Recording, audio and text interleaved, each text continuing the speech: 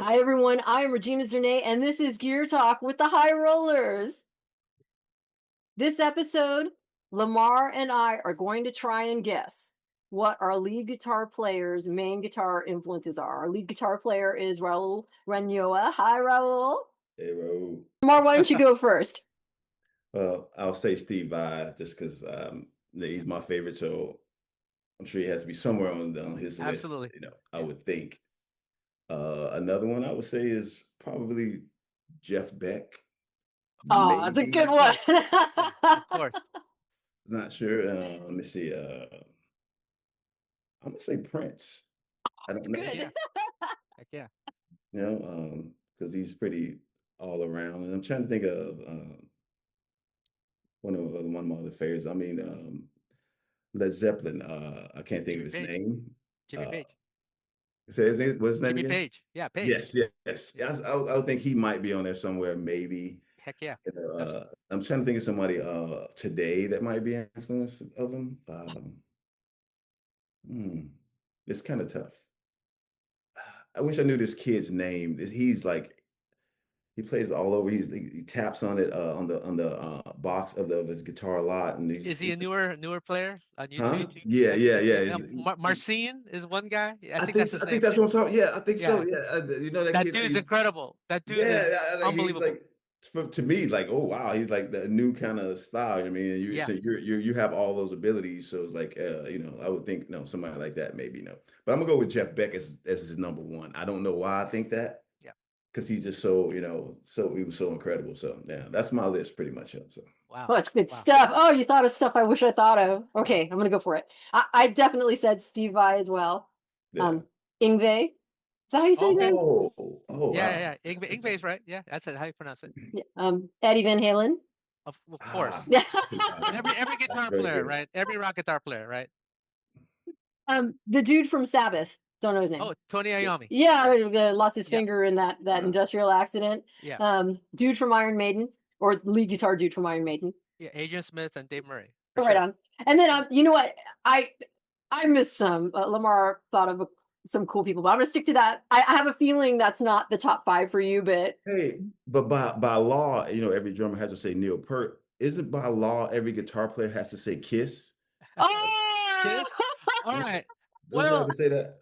You know? for me, my brother was really into Kiss because he had Kiss Okay. Alive. All right. But I was more into their songs necessarily because in their songs than necessarily Ace Frehley's guitar playing because I didn't really play guitar at the time, when Oh, Kiss okay, was out. okay. So, That makes sense. but I heard all those songs every morning blasting out of down the hallway. Yeah. So how can you not be influenced by that, Yeah. right? Yeah, Exactly. because Yeah. by the time I learned how to play guitar or picked it up, those songs were like literally under my skin. Like I already Okay. knew them, and I remember just picking them out organically, not knowing chords, only simply because I had been hearing them. That's Yeah. how influential Kiss is, right? Yeah. To but all those names that you all mentioned are absolutely correct. Vi, of course, simply because his individuality, like his work with Zappa and I discovered him when he played with David Lee Roth. Well, actually, I discovered Vi in the movie Crossroads. Yeah. oh, Me that's And, good too. and stuff. Me Yeah. too. and he played the devil's guitar player, right? And I remember Yes. watching that scene. I'm like, who is this guy? Yeah. And then I worked my way back, right? And then of course Eddie Van Halen. How can you? Yeah. Any guitar player, EVH casts this incredibly wide shadow. Mhm. Uh, Randy Rhoads for me was another one. Oh, that's a good one. Yeah. Crazy That's good. Train. I remember being in school, and that was the first solo I tried to learn note for note. Uh, Uh, and there's a couple of other people that well, hang on. Ingve, of course. Ingve came out, and I remember I was playing mostly blues oriented pentatonic scales, and then I had never tried sweep picking before, and never did I even think about raising the seventh to get that harmonic minor thing. And so Ingve came out. Oh my God, he's speaking Greek, dude. Well, Ingve uh, came out, and I heard all these note patterns that I was not accustomed to hearing. Now, the closest I could get to that was maybe early Genesis, but I'd never heard it put in a hard rock context. And when Rising Force came out, it it lit my wow. world on fire. I'm like, I'd never heard anyone do that. So Me, and That's it wasn't cool. just me. It was all my friends. We were all trying to learn how to play Far Beyond the Sun. We were all struggling to learn how to do sweep Yeah. picking. So Uh, Ingve, of course, but other people, Ronnie Montrose, big influence on me. Not because necessarily I learned his stuff, but I heard Montrose one got on repeat. It's such a classic album. I know every lick and every note on that album and the way it sounded. That was to me one of the classic rock, like almost like a template for like the classic rock sound. yeah. Uh, um, Brian May, Oh, big let's get fan, I forgot about that big one. fan of Yeah. Queen. I grew up listening to jazz, news of the world, and what I loved about Brian May and Regina, you hear this in your songs. I add harmonies to your songs. I throw in my modeler. I program the third up so I could do harmonies in your songs, and I hear those harmonies only because of Brian May, because he was really the first guy that I heard that not only played harmonies in the solos, but he would like layer harmonies underneath the verses. Like if you listen to, there's a song called Dreamer's Ball on Jazz, great Queen song. Hmm. If you listen to that song in the background, if you put on headphones, you can hear the most beautiful underlying harmony. I mean, Freddie Mercury's melody is already beautiful and awesome, right? But underneath that, there's a guitar harmony. And I remember hearing that going, how do you do that? So Brian May's got to be up there. Good There's a couple stuff. of other folks too. Leo Kottke, he's an acoustic guitar player. I love his playing. My wife and I both, Lidine both love his playing. We saw him live. And the best part about Leo Kottke is he plays mostly instrumentals. But Oh. when you see him play, he tells stories about his songs. And it's just as much about his storytelling as it is about his guitar playing. And Huh. and he's also very unique. He's got a very unconventional style that no one plays like Leo Kottke, right? And of course, Tony Iommi. I learned Paranoid and War Pigs and Electric Funeral back in the day.